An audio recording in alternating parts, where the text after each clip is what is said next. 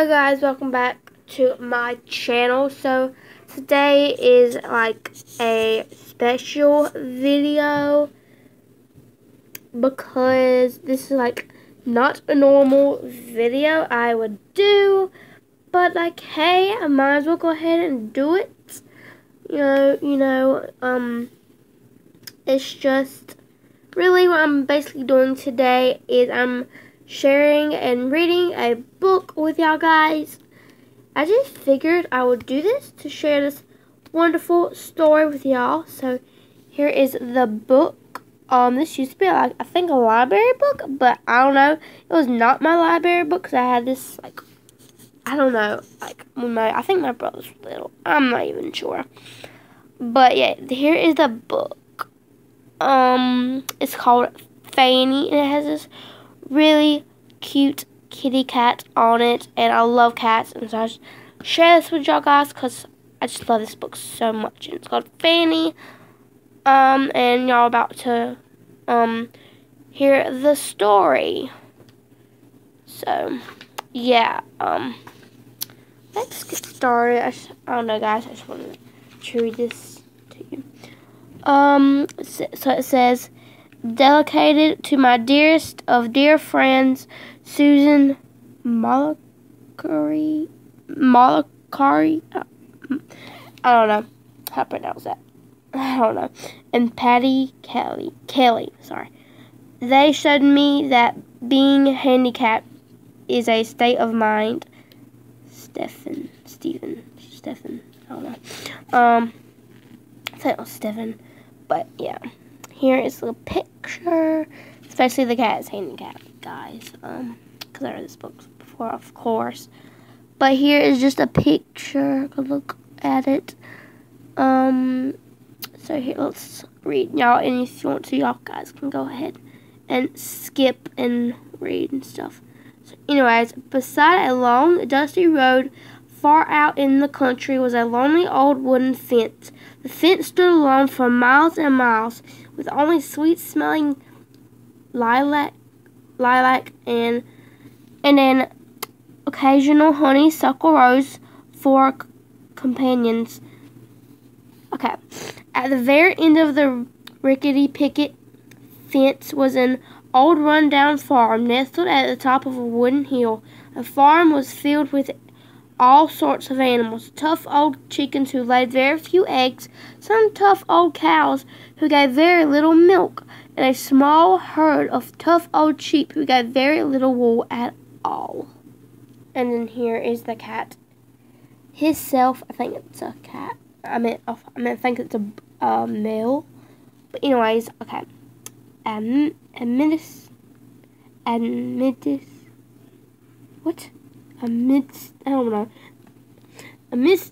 how to pronounce that word. The animals of this old barnyard lived a fluffy gray cat named Fanny. In many ways, Fanny was an ordinary cat. Oh, it's a girl. She had, because I forgot if it was a boy or a girl, but she had an ordinary long, swishy tail like any other cat. Where was that? Okay. She had ordinary green eyes that looked at all the world in wonder.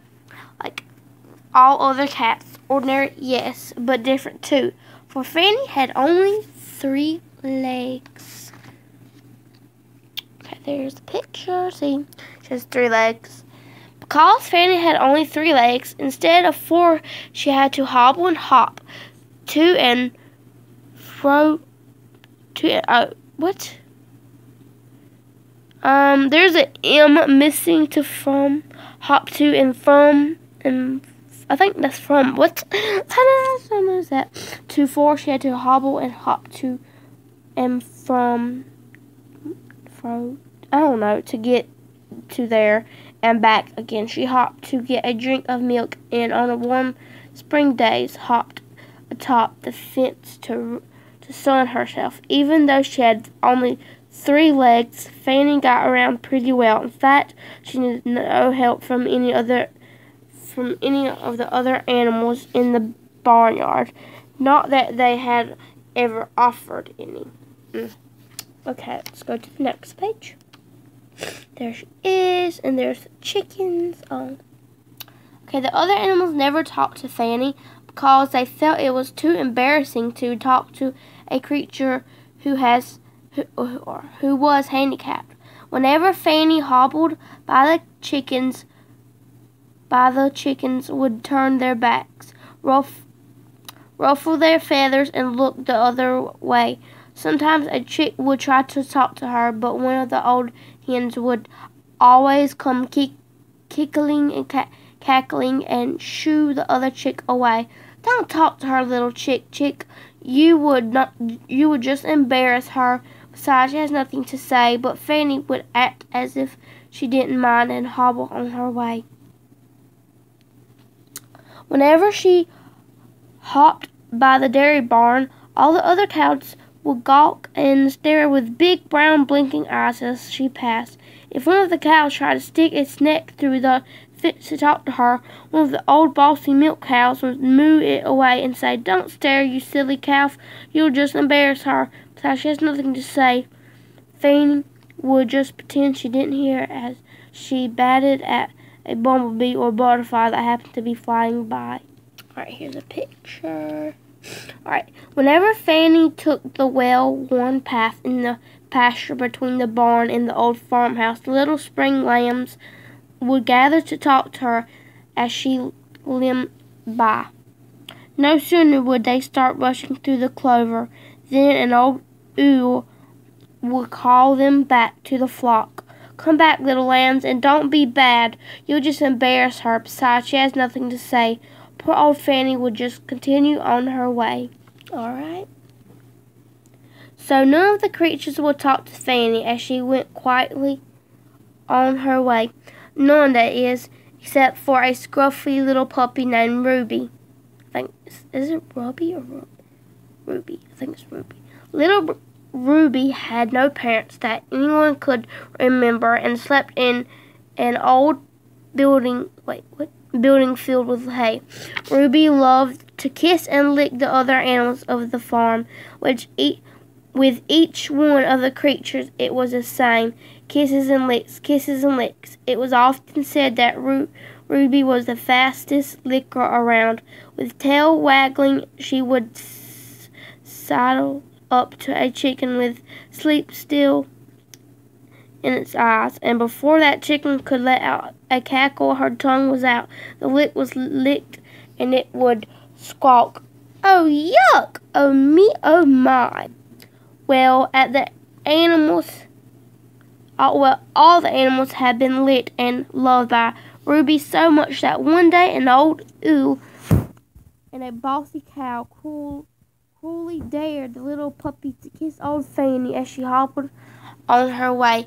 Ruby took the dare, and hiding in the tall clover that grew by the fence, she waited for the cat to come by. Sure enough, in no time old Fanny came hobbling along.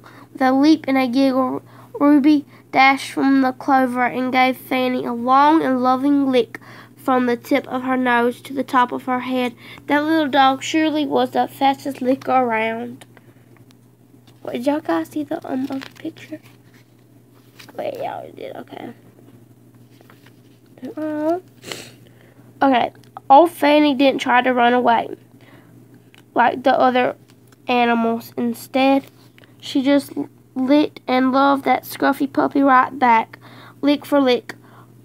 Contrary to what the barnyard animals had thought, Fanny wasn't embarrassed in the slightest, and she had a lot to say. Ruby and Fanny sat on that path for the longest of times, just licking, loving, laughing about this and that. Later, in the old wooden barn, they curled up together in a warm pile of hay. As the sun peeked through the cracks and slats, they fell fast asleep, curled up in each other's love. Alright guys, so I would love to read the rest of this book to you, but I might have to do a part 2 about this. I'll probably just do a part 2, I'm not sure yet. So, yeah, thank you guys for watching. Hopefully you enjoyed this, story time video about Fanny. Yeah, Fanny. As you can see, sorry, my voice in this video is kind of cracking up or whatever, but yeah, as you can see, Fanny's a handicapped cat, and all animals thought that she was, I guess, embarrassed easy, and when basically it was really rude. So like little ones wanted to hang out with her, but basically like the older animals just wouldn't let their kids play with Fanny. So yeah, but she found a good friend, and that mean old cow dared that dog though. But comment down below, is it Ruby or Ruby? I'm not sure. I don't know. So thank you guys for watching. Please click thumbs up on this video and subscribe if you haven't already, because I'm trying to gain subscribers. So thank you guys for watching. Comment down below if you would like another one of these videos. If I have like comments on, tell me to do more of this, and I'll read another book to y'all. Like maybe this fun book over here called Memories of a Goldfish. Yeah, this is a really interesting book. So yeah, thank you guys for watching. See you later. And I'll see you in my next video for tomorrow probably. So bye.